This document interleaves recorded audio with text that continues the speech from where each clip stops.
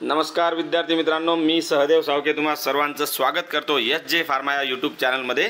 तसंच आपलं जे ॲप्लिकेशन आहे एस.जे. फार्मा या ॲप्लिकेशनद्वारे विद्यार्थी मित्रांनो, आत्तापर्यंत जर तुम्ही आपलं ॲप्लिकेशन एस.जे. फार्मा डाउनलोड केलं नसेल तर ते प्ले स्टोअरवरून डाउनलोड करा किंवा आपलं जे टेलिग्राम चॅनल आहे त्या टेलिग्राम चॅनलवर आपल्या ॲपची लिंक दिलेली आहे, तिथून सुद्धा तुम्ही ते डाउनलोड करू शकता। ॲपवर विविध फार्मा कॉम्पिटिटिव्ह एक्झामच्या टेस्ट सिरीज अवेलेबल आहे, जसे की सध्या DMER फार्मसिस्ट आणि ZP pharmacist as well as बाकीच्या जे फार्मा कॉम्पिटिटिव्ह एक्झाम्स आहेत त्यासाठी उपयुक्त असलेल्या फार्मा टेस्ट सिरीज अवेलेबल आहेत। विद्यार्थी मित्रांनो, आजचा हा व्हिडिओ खूप आनंदाचा आहे आपल्या सर्व फार्मा कॉम्पिटिटिव्ह एक्झामचा अभ्यास करणाऱ्या विद्यार्थ्यांसाठी। विद्यार्थी मित्रांनो, खूप दिवस झाले जिल्हा परिषदच्या जे एक्झाम्स आहेत ते रखडलेले आहेत आणि त्याबद्दलच सध्या एक महत्त्वाची आनंदाची बातमी आलेली आहे। बघा तर ती बातमी आहे तरी काय।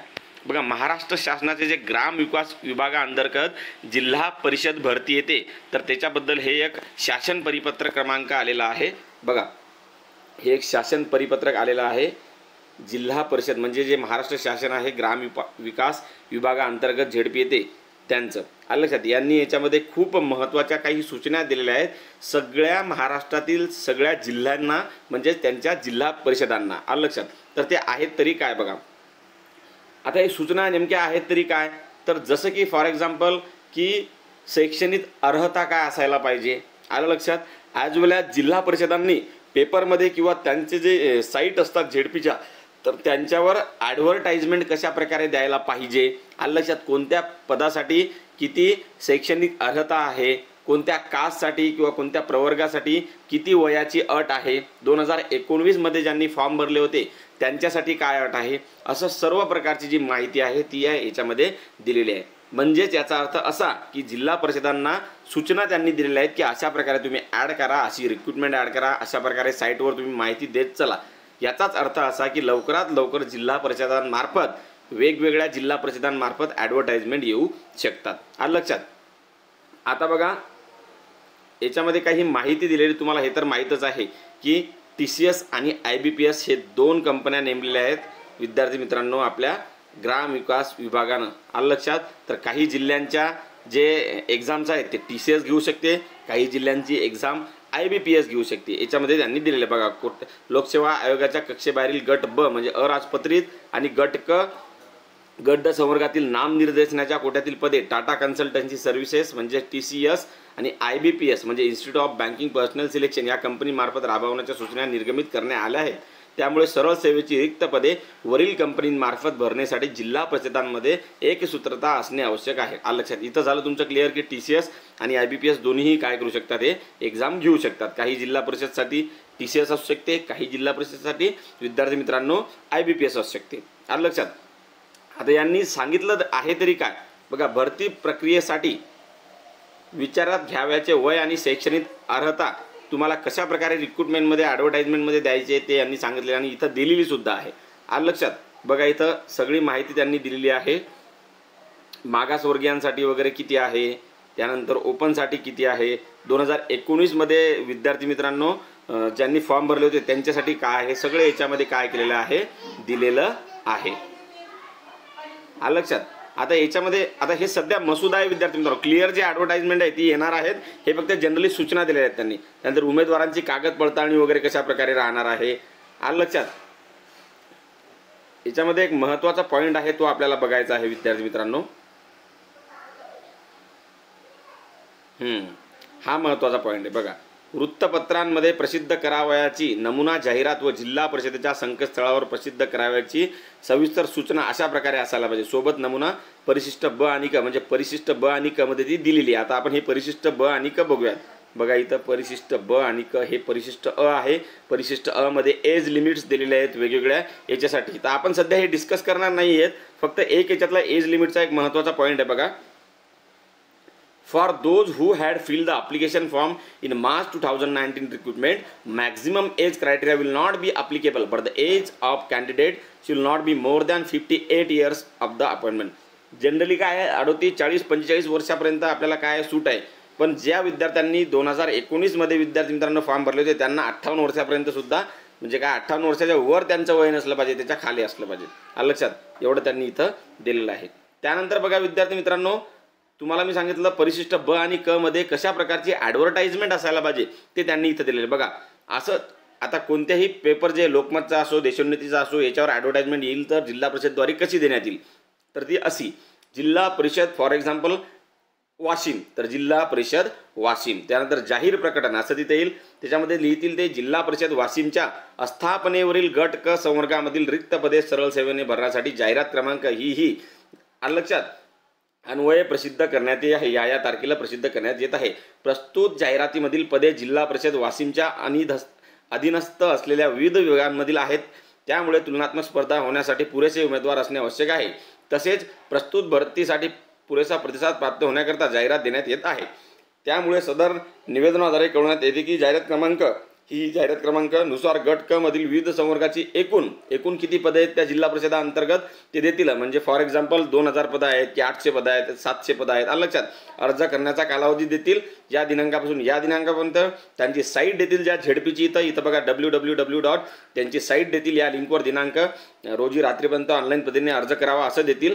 त्याच्यानंतर उपरोक्त जाहिरातीमध्ये अनुषंगाने रिक्त पदांचा तपशील सुद्धा देण्यात येईल, किती रिक्त पद आहेत कोणत्या पोस्टचे आलं लक्षात. त्यानंतर पदाकरता आवश्यक शैक्षणिक अर्हता सुद्धा तुम्हाला त्या ॲडव्हर्टाइजमेंटमध्ये दिलेली जाईल. वेतन श्रेणी, वयोमर्यादा, परीक्षा शुल्क, ऑनलाईन अर्ज करण्याची पद्धत, अर्ज करण्याची मुदत व इतर आवश्यक अटी इतर बाबी जिल्हा परिषद या म्हणजे त्यांचं जे संकेतस्थळ आहे इथं अवेलेबल आहे असं ते सांगतील. अशा प्रकारे विद्यार्थी मित्रांनो जिल्हा परिषदेच्या ॲडव्हर्टाइजमेंट वेगवेगळ्या झेडपीच्या येणार आहेत आलं लक्षात. त्यामुळे तुम्ही न्यूजपेपरवर सुद्धा लक्ष ठेवा. ॲज वेल ॲज जेव्हाही ॲडव्हर्टाइजमेंट चालू होतील तेव्हा मी तुम्हाला कळविलंच. अशा प्रकारची माहिती विद्यार्थी मित्रांनो याच्यामध्ये दिली. किंवा परिशिष्ट क अशा प्रकारची सुद्धा पेपरमध्ये ॲडव्हर्टाइजमेंट येऊ शकतो. बघा इथं त्यांनी तशाच प्रकारचा एक दिलेला आहे नमुना आलं लक्षात. अशा प्रकारे सुद्धा ते देऊ शकतात. त्यानंतर असं त्याच्यामध्ये दिलं ऑनलाईन अर्ज करण्याचे वेळापत्रक, म्हणजे अर्ज सुरू होण्याची तारीख, बंद होण्याची तारीख, फॉर्म फी भरण्याची तारीख आणि एक्झाम कधी कंडक्ट होईल हे सुद्धा त्याच्यामध्ये देण्यात येईल. अशा प्रकारे तुम्हाला हा सध्या फक्त मसुदा दिलेला आहे. परीक्षा शुल्क विद्यार्थी मित्रांनो DMER फार्मसीसाठी जेवढा आहे तोच इथं दिसत आहे मला. खुल्या वर्गाचं 1000 रुपये, मागास वर्गासाठी 900 रुपये आणि अनाथ उमेदवारांसाठी 900 रुपये इथं दिलेले आहे त्यांनी आलं लक्षात. अशा प्रकारे मसुदा त्यांनी याच्यामध्ये दिलेला आहे. म्हणजे लवकरात लवकर झेडपीच्या काय येतील विद्यार्थी मित्रांनो ॲडव्हर्टाइजमेंट येतील हे तुम्हाला लक्षात घ्यायचं आहे. बाकी आपलं जे फार्मासिस्ट पद आहे विद्यार्थी मित्रांनो तर फार्मासिस्ट पदसुद्धा याच्यामध्ये आहे. बघून घ्या 5 नंबरचं इथं बघा 5 नंबरचं जे पद आहे कोणतं आहे औषध निर्माण अधिकारी.